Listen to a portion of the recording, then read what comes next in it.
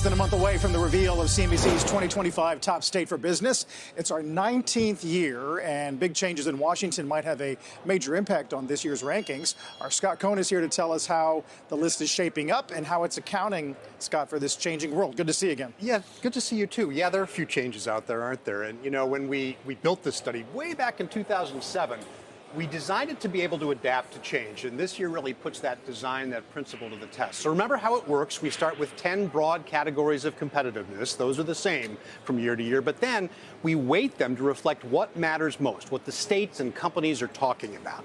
This year, they are talking about the economy in these uncertain times, so that carries the most weight, edging out infrastructure, which was the top category last year. We look at things like growth, to be sure, but this year we're also factoring in the potential impacts of tariffs and federal job cuts. That is new this year. Hiring may have slowed, but we still have a worker shortage, so workforce remains important.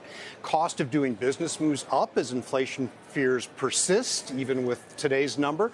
And a lot more talk this year about business friendliness. We do still look at quality of life. It carries a little less weight kind of along with workforce as hiring slows. In technology and innovation, we're factoring in the potential impact of federal research cuts. So that's very different from state to state.